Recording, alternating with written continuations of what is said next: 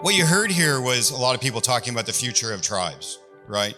And this is an interesting time because the government is putting money in. But the simple reality is that there's going to be a small period of time where some people are going to show up and they're going to say, hey, I can help you. But the key thing we all need to think about is what happens next. What's happening right now is a multi-generational opportunity for you as tribes to change your future or enhance it. You've already made great steps to bring economic value to your tribes, to change the way you're doing things. You look at what Gila River's doing. They do way beyond, the hospitality side. They've expanded that into, or we're a deep partner with them around helping digital inclusion, children, all these different elements. And as you make those decisions over the coming months and years that will impact you, you really need to think about this generation, the next generation, and the next one. Because in the end, on your shoulders, that's the decision that you have to make, is that how do I go for the long term? Because the value of what these investments is long term. And that's why the word sustainability keeps coming up over and over again, because it's no good if you put something in and someone says, hey, I'm going to sell you something, make it really complex, buy all my services while you have money. And then they do what they've always done, which is they leave when the money's not there, and you're not left with an asset that's sustainable. And in that regard, what I'd like to say is NTTA, look, the value of what they're doing is incredible. The fact that it's a volunteer organization, that they give their time, Godfrey, look, if you haven't gone to Godfrey and give him a big hug and say thank you, the man, I don't know how much, he's like the Energizer Bunny. He has so much energy because he has like 5 jobs. And one of his jobs is actually to help every community be better, which is admirable. And we've been here from the beginning. Corey Pullman, who's been with our company for 20 years, he was actually telling me last night about, we were with NTTA when it first started up, and this room had 20 people. And in fact, he cut a personal check to actually sponsor the event. And so I think the most important thing we want to do is, first of all, recognize that there's a lot of people who are really invested in this. So if you're with the NTTA, could you please stand up? If you're a board member or one of the employees, let's give them a big round of applause and a huge amount of thanks. Come on, stand up. You're all being shy. Huge thank you for what you've done. And, to show our commitment, as we said, we've been here from the very beginning. Corey was there at the very beginning. In this room, Calix people, there's 23, 25 of us here. We're here as a big team. Stand up, Calix folks. If you need any help, you want to talk about things, there's 25 of them around. Why are we here? Because we recognize how important this is for the next generations, and we're here to help. We were here 10 years ago. We were here 20 years ago. We'll be here 20 years from now. That's our commitment. And the reason why I love working with Godfrey so much is because philosophically, we are aligned. This is about how do we change communities. And we founded the company in rural America. Yes, Verizon uses us, but at the majority of our customers, we have over 1,000 broadband customers, and what they're doing is changing their communities in meaningful ways. And so we're really inspired by what we're doing. And in fact, how we run the company is through something called customer councils. And what these customer councils are is a whole bunch of different smart people from different areas of rural America who come together to give us insight on what are the things that you need to run a great business. What do you need to change your community? And in fact, the coolest things that we have done in the last 18 months actually came from customers, and I'll talk a little bit about it. It's around how do you transform education to make it so an underprivileged child doesn't have to go to the Walmart or to the Starbucks to actually get internet. And the other one that actually just launched with a customer who had this idea is changing police, fire, ambulance. How do you take first responders and make it so all those areas in your tribes that don't have wireless coverage, don't have cell phone coverage, and even though you have public security networks, UHF, it doesn't reach. I actually ran the largest public sector or public safety network in North America out of Canada, and I know that it can't get to everywhere. So this is a real challenge. How do you make it so that when that ambulance drives up to a farm and it has no connectivity, that it has a way to connect so you can save a life? These are the things that are at the table stakes of what we're talking about. And so these groups, big round of applause and thanks for them who participate with us in our advisory board. They represent you. So huge thanks to them for the time that they give. Once a quarter, they get together with us and they give us insight on what do tribes need. Because we know that you're a unique community. And the great thing is that we're $1.3 billion into building a unique platform that no one else has built. It's been 13 years building it. And we'll invest about $200 million incrementally into that platform this year. And the cool thing about it is that we can do anything but that's also the hard thing, is that we can do anything. So we're really focused on, do we do the right things for your communities, for your education goals, for digital inclusion, and to make your tribe successful for the long term. So huge thanks to these folks who have made us successful doing what you need. You know, and look, every tribe's different, right? You're in different stages. You got the getting started stage, you've got the already operating and growing, and then you've got new ways to create, to seek out and make money so that it's sustainable. Sustainability continues to be the biggest one. I remember when I was here 2 years ago, was the first time I got on stage, and it was really great to watch all the different groups where you had a bunch of government agencies saying the biggest challenge with any group is how do you make it sustainable over the long term? So you don't put in this incredible asset for your tribe and then have to sell it off. That would be horrible, right? And so this sustainability element is really important. So in partnership with the tribes, what we've come up with, which is basically our digital playbook. So come to our booth, you'll actually see something that we've built with NTTA, which is a playbook for success for a tribe. And that comes in partnership with NTTA, listening to you, to the things that are important to you. And there's really 3 key pillars for tribes. And the pillars are remove complexity, foster collaboration, and enable sustainability.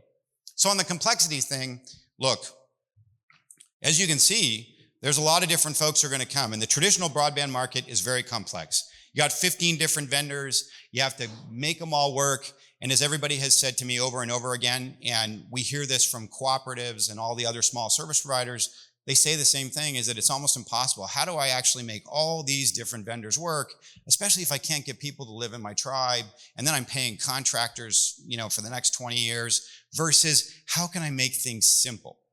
How can I make it so for the long term, across generations, that I can teach my people to run the technology, I can allow them to live on my tribal land, and they can be successful long term, because you want that economic benefit of them being there local.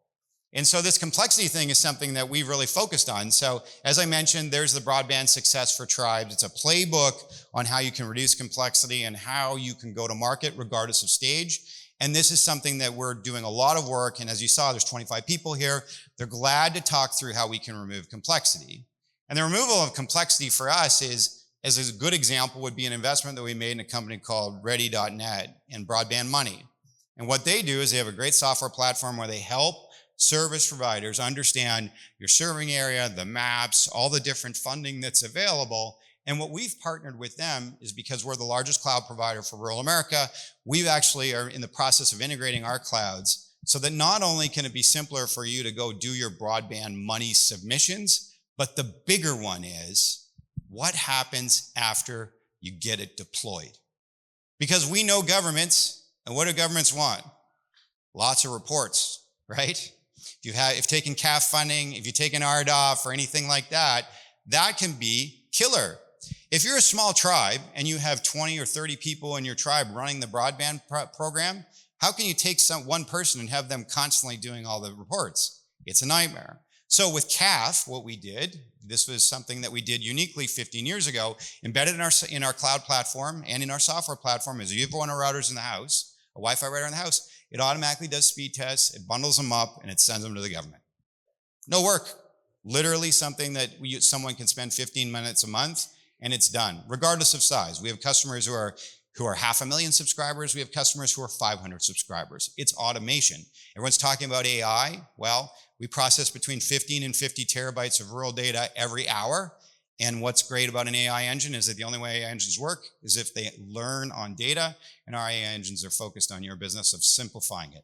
This integration work that we're doing with Broadband Money and with Ready.net is a great example where our cloud-to-cloud integrations will help you be successful and sustainable for the long term, so you don't need an army of people to do the reports.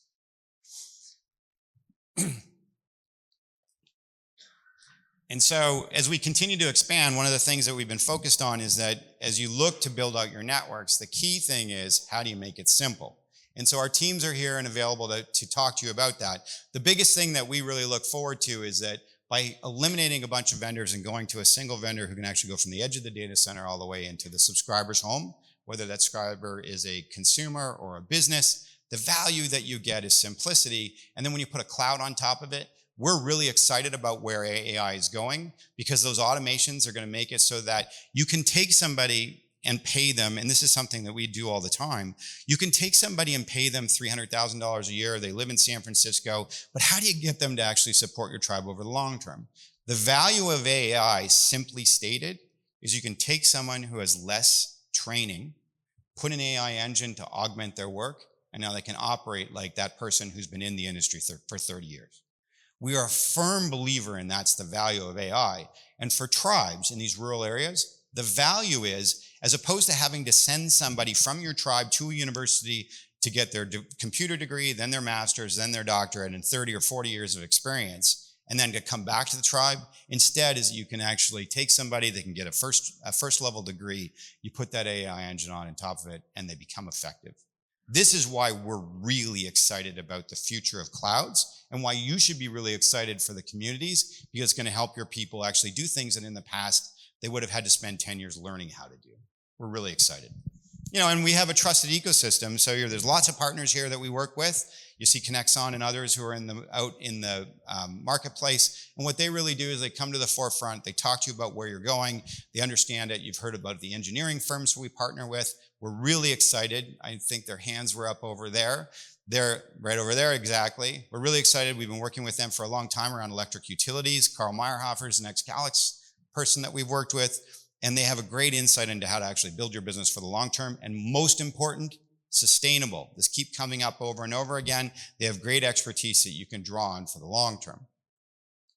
Which is the second one. We come to fostering collaboration. How can we actually benefit the community? This is a really interesting one, is that, as Godfrey said, the tribes, where's Godfrey, I just saw him, that have a tough time actually collaborating, right?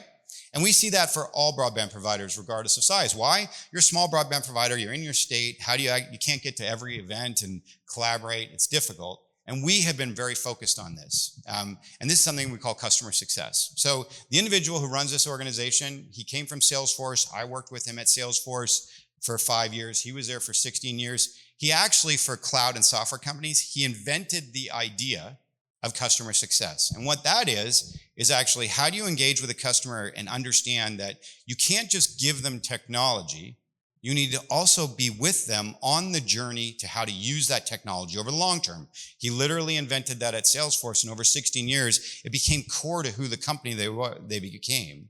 And the reason why is because through that journey of learning how do you use technology, what we get as a company is all the feedback and insights into the things that you're struggling with. So for us, we have a customer success army dedicated to rural America, which is about 100 people. They're there for you every single day. They don't carry quotas. They're not salespeople. Their job is just to understand what your challenges are. And chances are, the challenges that you've had, there's a lot of people in this room who had the exact same challenges and solved it. So what they do is they do something called circles of success. And we do those face-to-face. We also do them in boot camps. We also do them virtually. And what we do is we bring people together around topics and they have a conversation. So to Godfrey's point on how do we struggle with that communication, we really consider our role to be a communicator and a connector, like a dating service, to bring you all together. And they'll often do it on a virtual table like this. We'll take a topic, and the person who solved the problem will talk about, hey, I had this problem, and here's how I fixed it. And then what happens? Everyone starts talking. And they start saying, well, I had that problem, and I did it this way, and I screwed it up, so don't do it that way. And here's the other ways that I can make it successful. So you can be assured that as you go through the journey, that army of 100 people who are dedicated to your success, they get paid to do nothing else but make sure that you deploy the technology effectively in a sustainable way for the long term. They will help you collaborate with other tribes. And we run these as tribal groups. We run them as broader groups. You have a lot of flexibility. And as this conference is all about learning, this is the most important thing, you can be assured that we will take the learning well beyond this conference. And we're excited and honored to do that. And as part of that how do you help the community component, we're also really proud of the fact that the technologies that we're bringing to the markets are the ones that you said are important. If you're not familiar with Bark, I talked about this 2 years ago when we launched it. Bark is social media monitoring for children, and what it does is it enables parents, and we were talking about digital inclusion before this event. Actually, this morning I was speaking with the head of the digital inclusion group, who's after me, and we talked about how important it is in tribes and in small towns to really ensure that the children who struggle with cyberbullying with some terrible things that are going on around suicide and depression and all the different things. I'm glad I'm old and that I didn't grow up with Facebook, because it's a horrible thing on children's mindsets. You actually look at all the studies, the pressure that it puts on kids these days is just insane. Probably I'd be unemployable if they took pictures and put it on Facebook too when I was a kid. But that aside, it's really hard. And so how do you help those children actually, and those parents? Because if you're an older parent, how do you understand how to help your kid whose chances are, I'm sure if I asked everyone how many of your kids are better than you at technology, a lot of hands would go up, right? And what Bark does is it's something that you can launch. We have customers launching it in less than 7 days, to partner with the local school board, to partner with the PTA, to partner with the groups in your tribe that may be covering off cyberbullying and how do you help children with depression and that isolation side of it, to help parents connect with their kids. And so you can count on us as we go forward to listen to the things that are important to you. How do we help your tribes be more successful? And how do we push forward in a simple way to make the tribe a better place to live? Which brings me to the last point. I said it over and over again. Sustainability. Yeah, there's money coming. There's a whole bunch of people showing up. They never showed up before, but because they smelled you had money, they're here. The simple reality is that you have to think about what happened over the last 20 years and what's going to happen for the next 20, 40, 50, multiple generations. And sustainability is at the core of everything that we do, because our customers, as I said, range from 500 subscribers up to 100 million in the Verizon side. And so we had this flexibility to make sure, but we built it starting with you, because the one rule of technology is this: technology never scales down, ever. If you built your company serving big companies, it will never work for a small company. It's that simple. And if you want the case study on that, again, it's Salesforce. They started out in small business and they scaled up. And they demonstrated it. SAP, those of you who are familiar with SAP, built all their systems for the big companies, and then they tried to scale down into small and medium business. Never worked, ever. It just doesn't work. We built our company for folks like you. We built our company over 25 years for tribes. Our founder, this is his third multi-billion-dollar company. He made a conscious choice to support rural America, to build the company in that way. And then we scale up to any size, which means that the sustainability thing is core to what we think about. And here's a good example. And so when we thought about what we could do with our platform, this analogy came from a customer. When you look at these trucks, and as you'll notice, I have 3 brands of trucks because I don't want to get accosted if I put up a Ford or a GM or a Chevy, right? Because I know this is a passionate thing. And so I've got all 3 there, and they're red, white, and blue. There you go. So are these consumer or business trucks? Well, they're neither. They're actually, it depends on what you put on it. And in fact, if you've read about Ford Motors, there's a guy named Alan Mulally, came from Boeing. In the book, if you haven't read the book, it's called American Made. Incredible book. What he did was he actually came from Boeing and he saved Ford. And how did he save Ford? Because Ford used to build, just like broadband companies build their companies, they used to build every product as a separate product, and then they would cobble them all together. They didn't have the cross-functional capabilities and the sharing, and the company was going bankrupt. So what he did was he said, we're going to re-engineer our company, we're going to put a platform in place, and all of those trucks have a massive amount of common components, which makes it really simple to manufacture. And then all they do is make some tweaks, and then it can be a consumer truck, it can be a business truck. Logical. And it saved the company. So when you look at these routers, we currently have 21 Wi-Fi routers. Are they consumer or business?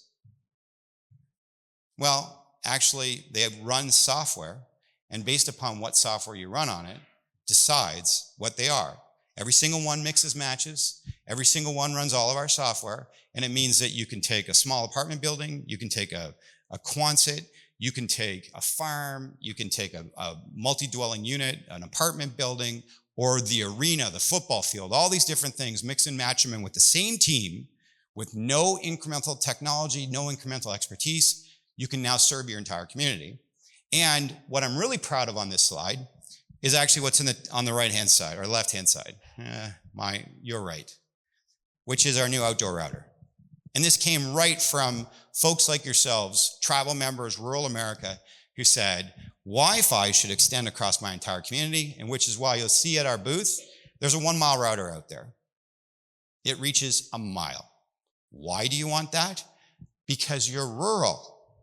So you want it for the farm. It's 120 degrees, you put 3 of them on a pole, now you got a mile square around the farm so that you can do really cool things. And then we're putting in a LoRa radio. If you don't know what LoRa is, it actually goes 10 miles. So that means for irrigation, cattle, all these different things, you can now cover everybody. And so this concept of how do we extend Wi-Fi outdoors is really important. And so, as I said, you can cover all these things, whether it's a farm, an event, a park, a school, a business, a backyard. Just put different technology on it. Smart home, smart town, smart biz, smart MDU. And for you, without any new expertise, up and go, and you have a new business model. And that's what came out yesterday when we were talking about how do we run the business for the long term. And here's a use case that I'm really proud of. And this came from a customer. They're in rural Mississippi. And what they said was they were the example that I started with, where they didn't have, their cell phone coverage is spotty. Their UHF coverage on their safety network is spotty. And so he said, well, why is it if I'm using Smart Town? And so if you understand what Smart Town is that there's 16 SSIDs on a Wi-Fi router. We just give the service provider the ability to take all that extra capacity and manage every SSID as if it's a bespoke Wi-Fi network.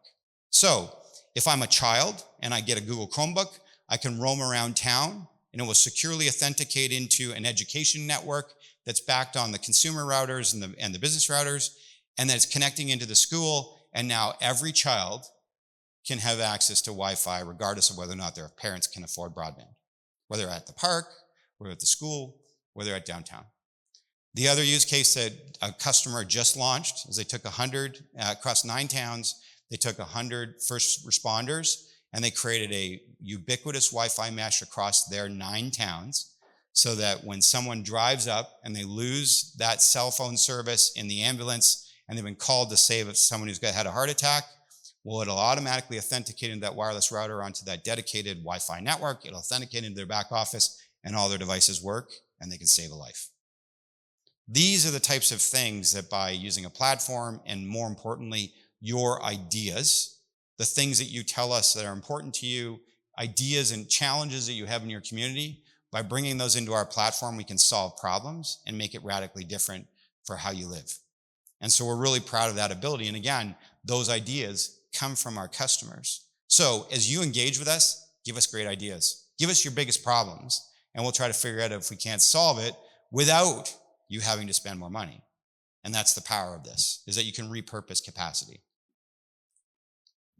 As we come to the end here, look, we also understand, and I go back to the sustainability, the key thing you want is that you want to have this handover process where you teach your people how to run for the long term, which is why we've invested in our Calix University. We've customized it for tribes, and we now have the Broadband Academy for tribes, which is where we've contextualized it for what's going on in your communities. We help you train and certify your local people so they can run this technology for the long term, because that sustainability thing is really important.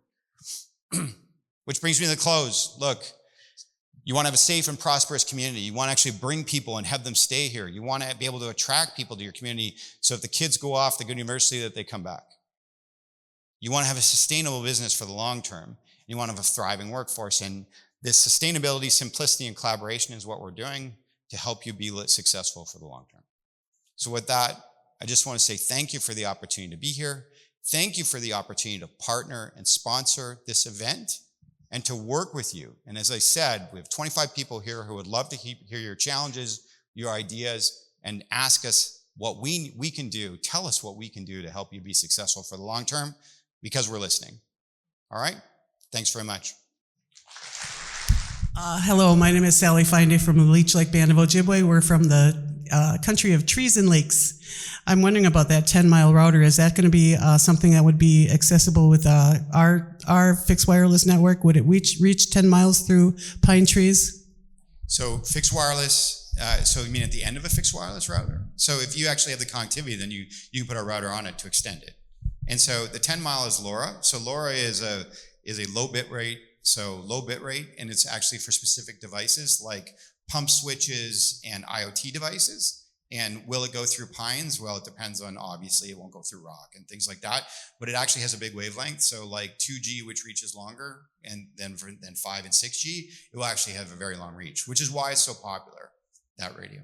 for sure. But think of it as an IoT application. And then the other one is a Wi-Fi 6 one. But the key thing is it's 120 degrees, so it's like very focused. So there's a huge amount of power going on a very focused line. And we've tested pretty extensively in Texas, where we have our test area on a farm. There are trees and things like that, maybe not through a pine forest at a mile, but across a field with a few trees and things like that, at a mile, it's getting 250 down, 150 up. And what's great about that is if you pop a solar on it, you could actually daisy chain it and go 2 miles, 3 miles, right? We're really excited. It's a great step forward. You can see it. It's about 2.5 gig backed. We have it at our booth, and our customers have been clamoring for it. There's so many applications: football fields, eventing areas, if you run festivals, all those different elements. And the great thing is now, and bluntly, the reason why we built it is because our customers said, we deploy Ubiquity for these use cases. We can't stand deploying Ubiquity. Please get rid of it and make it simpler so we don't have to have a separate solution. So, any other questions? I've got a question too. I've been working very hard on looking at next steps. Right now, as tribes, we're trying to build our first broadband networks, okay? So once we build it, then what? We're looking at different concepts of smart tribal nations. Smart tribal nations is a concept of being able to provide automation for pretty much everything. Then you throw in AI, just like the governor was talking about earlier. How do we manage that? How does it not manage us? We've got to know more about what AI is going to be coming down the road. It's going to manage our networks. It's going to manage changeover. It's going to make sure that everything keeps working no matter what.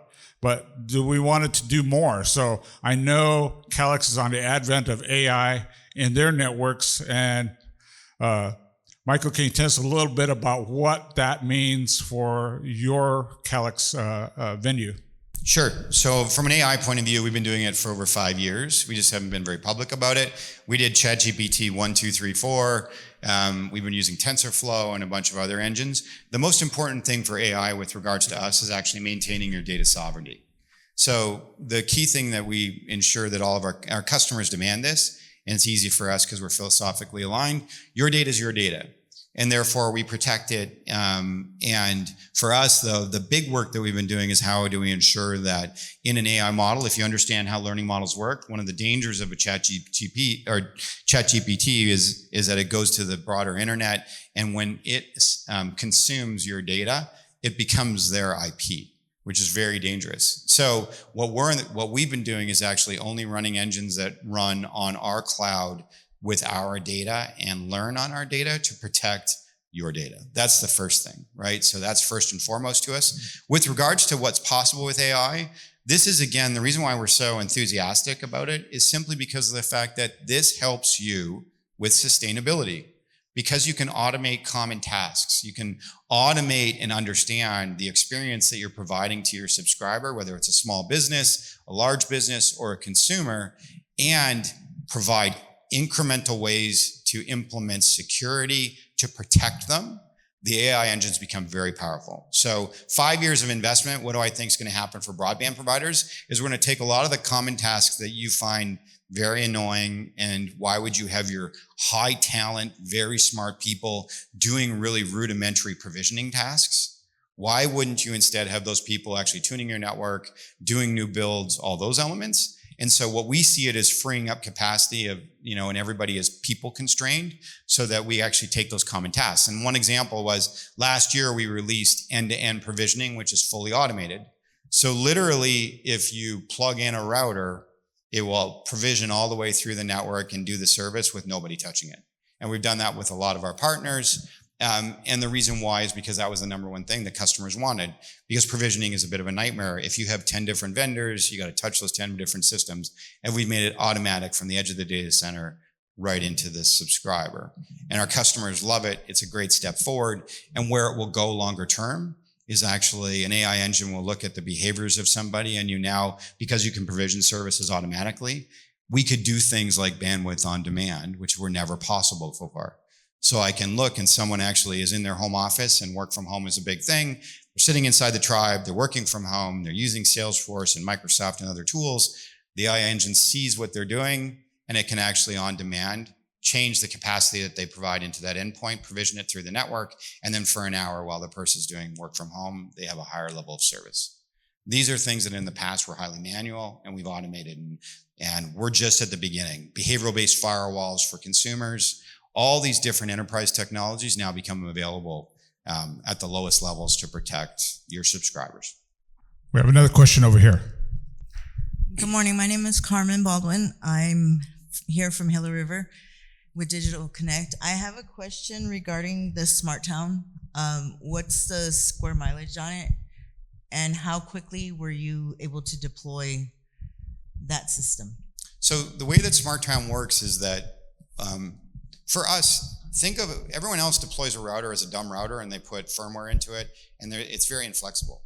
We actually look at a router as you would like an Intel PC.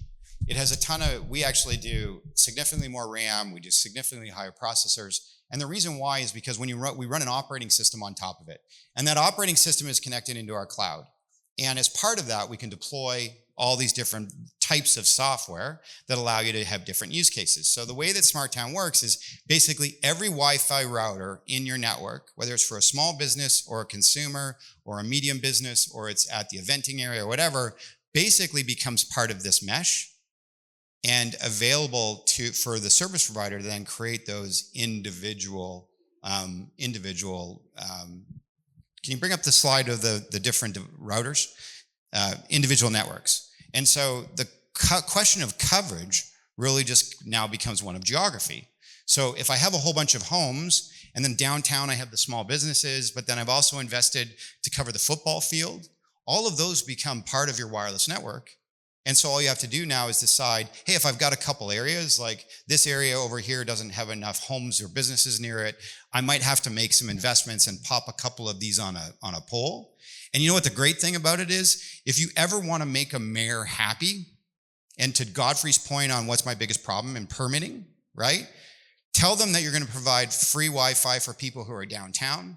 Tell them that you're going to provide Wi-Fi so that when you're at the football field or the eventing area, that you're now going to cover it with your Wi-Fi and make it available. And that's what our customers are doing. One just did 9 football fields. They put in a bunch of the circular one because they're 140 degrees to, I think, minus 30 Fahrenheit. So they're big, they're very rugged for the worst weather, deserts, snow. And they did all 9 football fields. Why? Because now instead of spending $70,000 on an ad, so a big billboard that no one looks at, instead now every time everybody goes to that football field on Friday night, they see their brand against that Wi-Fi network and it says Friday Night Football sponsored by. And now while little Johnny goes across and scores that touchdown, everybody's streaming because they tried to do that on a wireless network, Verizon, AT&T. It was too hard because overcapacity. Now they've got a massive capacity Wi-Fi network. They can stream it. They're super happy and they go, wow, that was a great experience. I'm going to buy it at home. And so the nice thing for you is there's no incremental cost other than you have to fill in some Wi-Fi holes. It actually comes with our base platform. It's actually no additional cost. So it becomes a very great way to create new business models.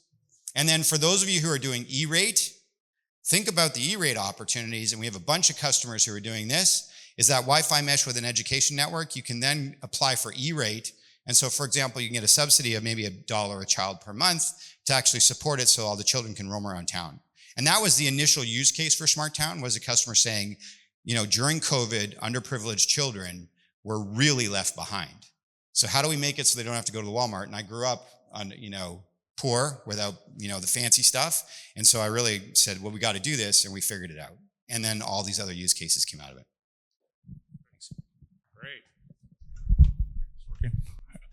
Great. Great. So I don't think we have any more questions from the audience. So thanks again. We really appreciate the opportunity to partner. Thank you very much, Michael. Hey, this new concept, it's going to be part of any country. It's something that we want to incorporate, trying to make sure that we're in front of it.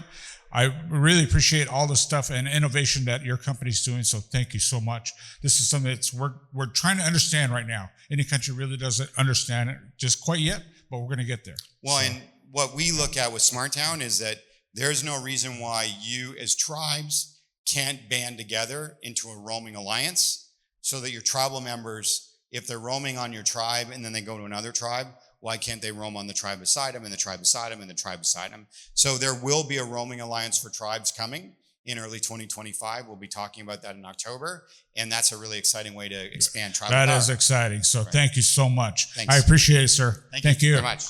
All right, another round of applause for Michael Weening, CEO for Calix. Thank you so much.